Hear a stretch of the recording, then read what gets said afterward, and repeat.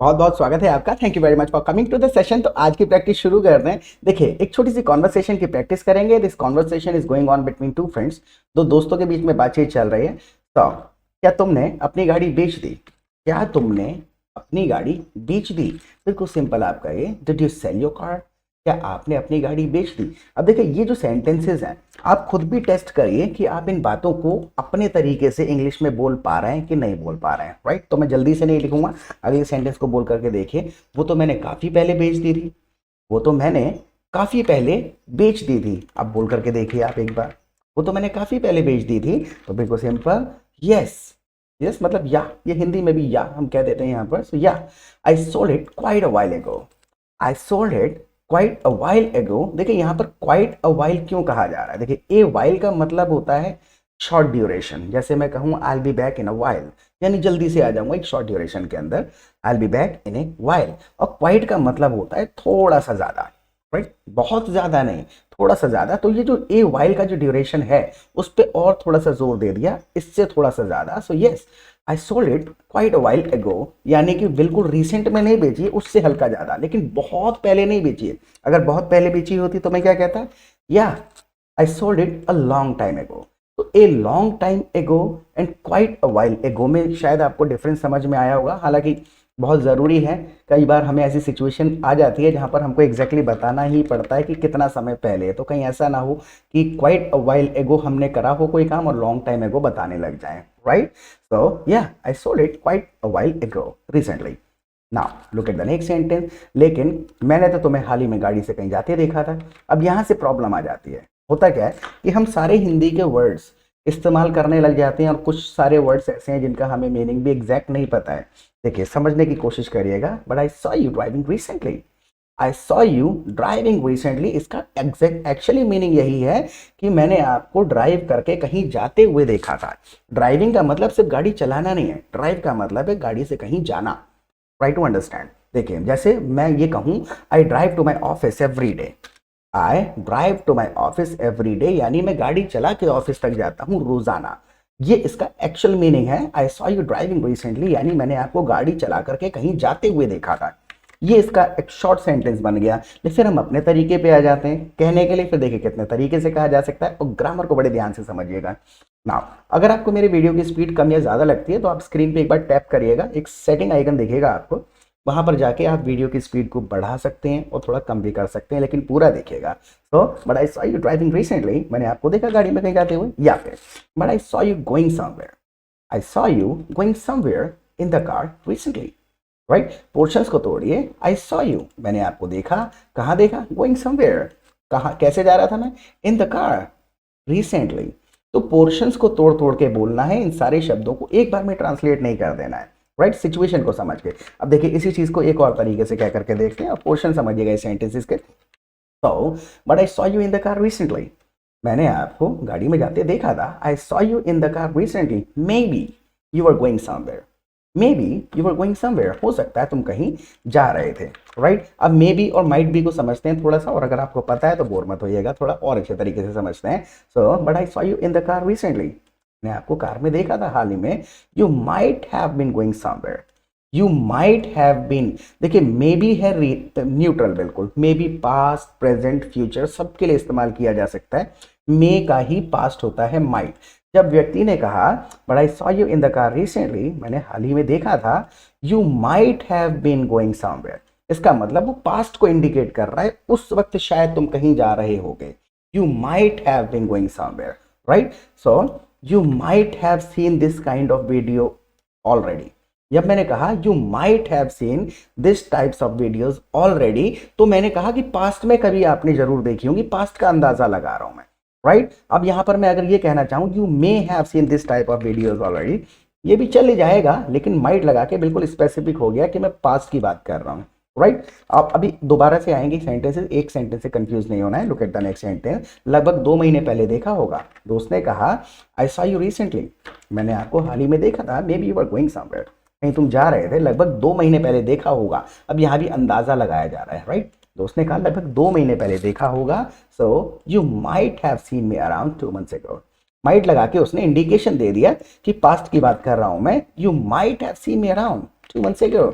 अब देखिए अराउंड की जगह पे आप कह सकते हैं you might have scene me about 2 months ago, you might have seen me about 2 months ago, almost 2 months ago, about, around, almost, ये तो इंटरचेंजेबल वर्ड्स यूज किए जा सकते हैं और ये समझ में कैसे आएंगे, सुन सुन के, राइट। तो सुनते चले जाइए, जहां भी किसी भी सेंटेंस को लेके कंफ्यूजन होता है, कहीं ग्रामर समझ नहीं आती है, तो आप कमेंट सेक्शन में अपने क्वेश्चंस पूछ सकते हैं, हम रिप्लाई कर देंगे, right. Look at the next sentence. तुम शायद सही कह रहे हो। दोस्त ने कहा you might have scene me about 2 months ago, लगभग 2 महीने पहले देखा होगा तुमने मुझे, कहा, इन द कार, राइट। शायद तुम सही कह रहे हो। अब यहां भी अंदाजा लगाया जा रहा है, शायद तुम सही कह रहे हो, maybe you right, maybe you are right, शायद तुम सही कह रहे हो। नाउ वैसे तुमने गाड़ी क्यों बेच दी। अब ये जो वैसे है, इसके लिए कई सारी चीजें कही जा सकती हैं। वेल कहा जा सकता है, by the way, any way. यहाँ पर एनी वे हम ज्यादा सुटेबल समझते हैं, क्योंकि ऊपर की सारी बातचीत हो गई, डिस्कनेक्ट करते हुए एक अगली बात शुरू करी जा रही है। So anyway, why did you sell your car, आपने गाड़ी क्यों बेच दी। Anyway, why did you sell your car, क्यों बेच दी। नाउ सीधी सी बात है, मुझे पैसे की जरूरत थी। सीधी सी बात है, मुझको पैसे की जरूरत थी। ठीक, अगर आप हमारे चैनल पे पहली बार आए हैं तो प्लीज चैनल को सब्सक्राइब जरूर कर लीजिएगा, और 1 मिनट में आपका लूंगा, एक भी नहीं लूंगा पूरा।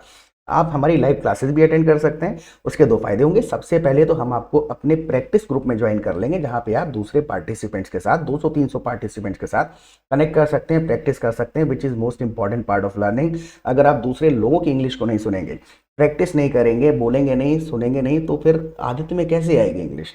तो आप उस ग्रुप में प्रैक्टिस कर सकते हैं अनलिमिटेड, जब तक आप चाहें तब तक। और शाम को फिर हमारी लाइव क्लासेस भी होती हैं। लाइव क्लासेस में भी we simply come together every evening and we discuss some complicated grammatical rules and sentence structures for 2 hours. 2 घंटे डिस्कशन करते हैं, इस सेंटेंस को कैसे बोलना है, इसके पीछे ग्रामर क्या है, जितने तरीके से भी बोल रहे हैं उसमें क्या क्या मीनिंग बदल रहा है, फीलिंग क्या आ रही है, जो मेरा इंटेंडेड मीनिंग है वो जा रहा है या नहीं जा रहा। 15-20 दिन नहीं लगने चाहिए, मैक्सिमम 15 दिन के अंदर सारी ग्रामर समझ आ जाएगी, रूल्स समझ आ जाएंगे। सेंटेंसेस को आदत में डालने के लिए एटमॉस्फेयर मिल जाएगा, प्रैक्टिस पार्टनर्स, फ्रेंड्स आपको यहाँ पर मिल जाएंगे, जिनके साथ आप जब तक चाहें प्रैक्टिस कर सकते हैं। हमारी तरफ से कोई लिमिटेशन नहीं है। एक बार कोई मंथली फीस नहीं चार्ज करते हम, एक बार छोटा सा रजिस्ट्रेशन अमाउंट आपको पे करना है। उसके बाद जब तक आप फ्लुएंट नहीं हो जाते इंग्लिश में, तब तक आप हमारे ग्रुप में प्रैक्टिस कर सकते हैं और क्लासेस अटेंड कर सकते हैं अनलिमिटेड, राइट। तो मोस्ट वेलकम है, आइएगा जरूर। And let's get back to it now. तो सीधी सी बात है, मुझे पैसे की जरूरत थी। बंदे ने पूछा anyway, why did you sell your car. सीधी सी बात है यार, मुझे पैसे की जरूरत थी। So it's simple, it's simple, या फिर कह दीजिए obviously I needed the money, मुझे पैसे की जरूरत थी। Obviously I needed the money.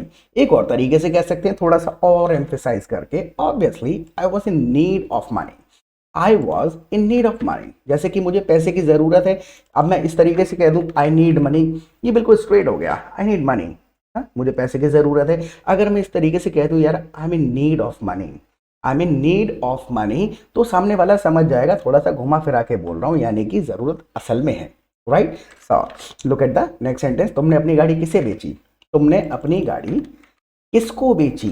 दोनों तरीके से कह के दिख रही, देखिए टू हुम, यहां से स्टार्ट कर दिया आपने, to whom did you sell your car, to whom did you sell your car. या फिर आप इस तरीके से कह दीजिए, who did you sell your car to, who did you sell your car to.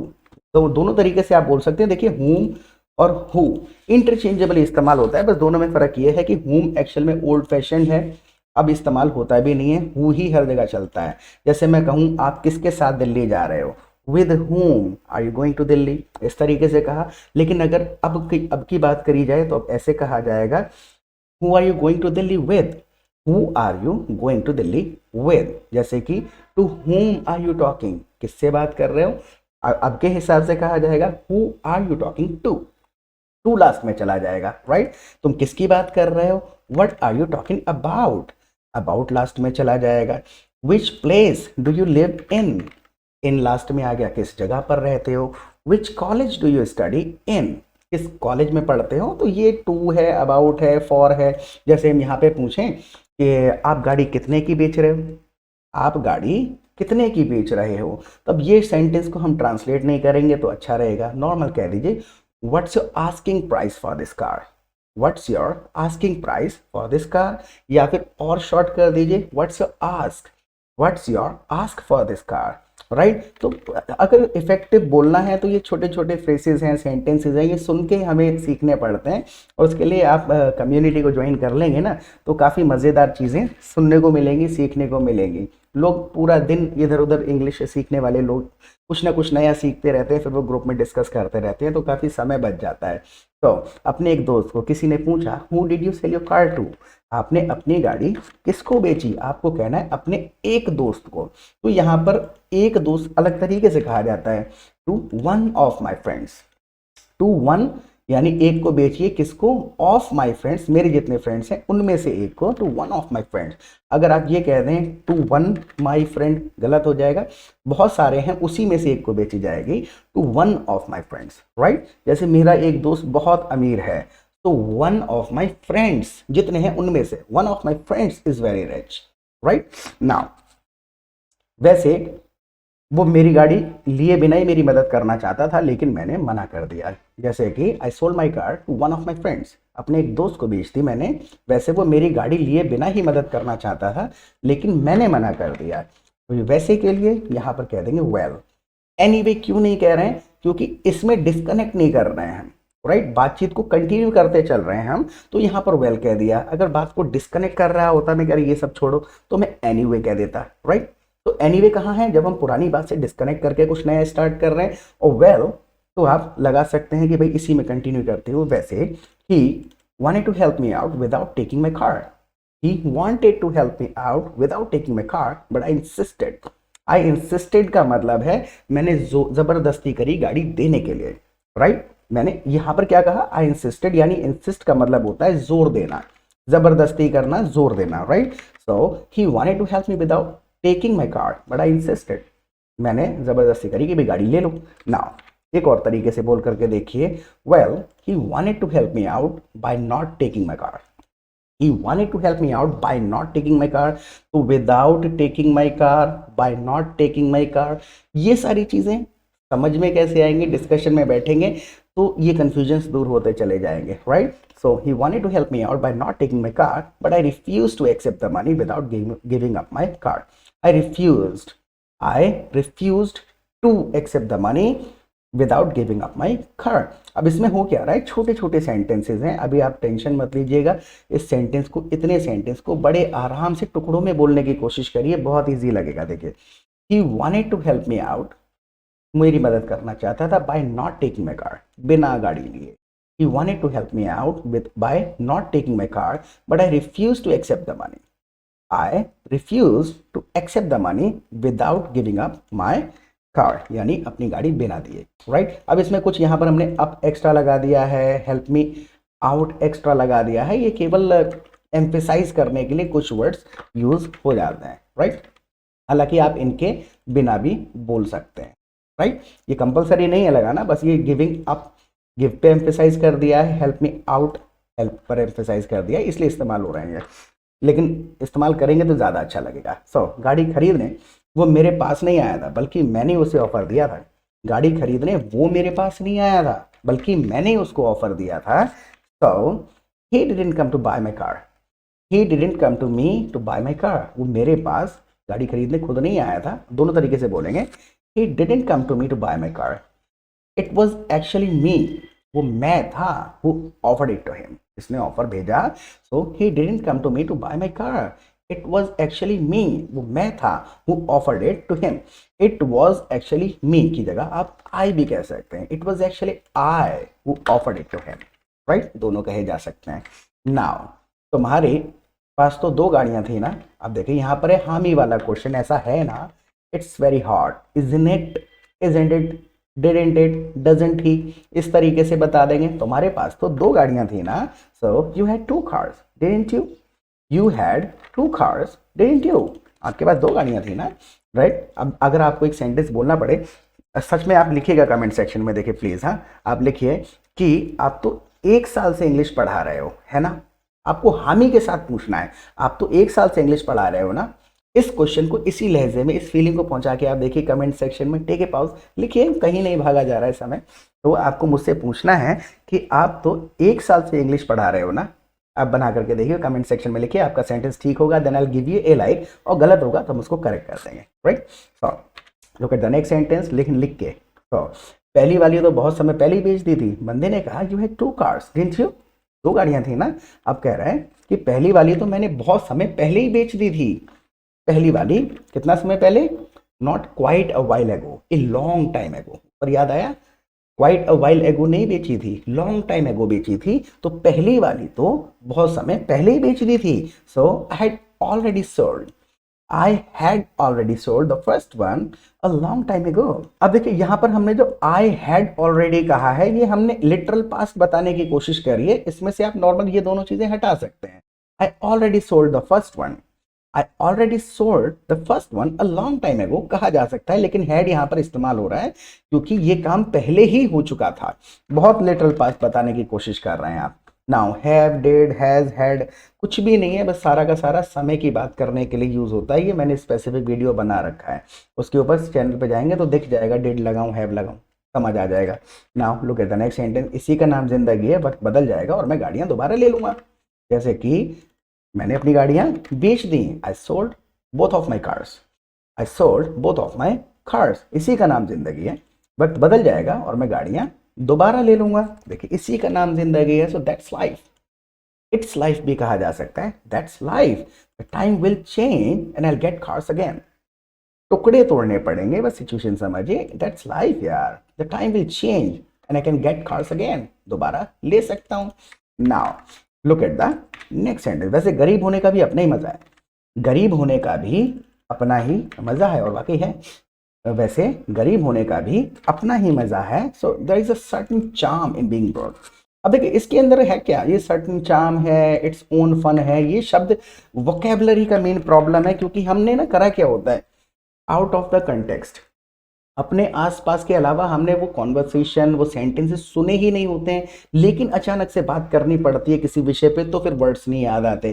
तो ग्रुप का ये फायदा होता है कि हम ऐसे ऐसे टॉपिक पे कॉन्वर्सेशन वहां सुनते हैं, ऐसे ऐसे सेंटेंसेस जो हमें कभी माइंड में नहीं आते, क्योंकि 300-400 लोगों का कम्युनिटी है, कोई जॉब में है, कोई बिजनेस में है, कोई इंग्लिश पढ़ाता है, कोई एडवोकेट है, कोई डॉक्टर है। तो हर फील्ड की वोकेबलरी, सेंटेंसेस हमें सुनने को वहां मिलते रहते हैं। तो there is a certain charm in being broke, या फिर आप इस चीज को थोड़ा इजी करके बोल सकते हैं, being broke has its own fun. यानी गरीब होने का भी अपना ही मजा है, being broke has its own fun, यानी गरीब होना अपना ही मजेदार है, राइट। एक और तरीके से बोल करके देखिए, anyway being broke has its own taste, own fun, own taste, दोनों तरीके से कहा जा सकता है। और एक और तरीके से आप शॉर्ट बोल दीजिए, बीइंग पुअर इज फन, गरीब होना मजेदार है, तो being poor is fun, right. Look at the next sentence.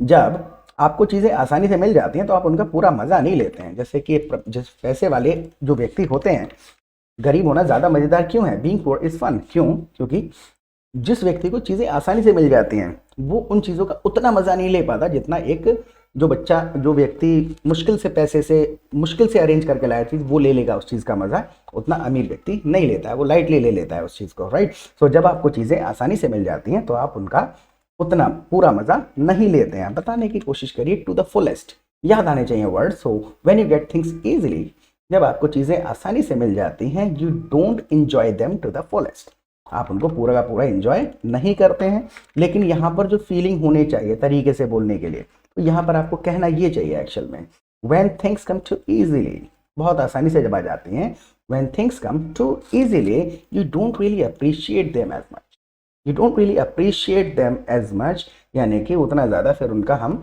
सम्मान नहीं करते हैं, इस्तेमाल नहीं करते हैं, कदर नहीं करते हैं। So you don't really appreciate them as much, right.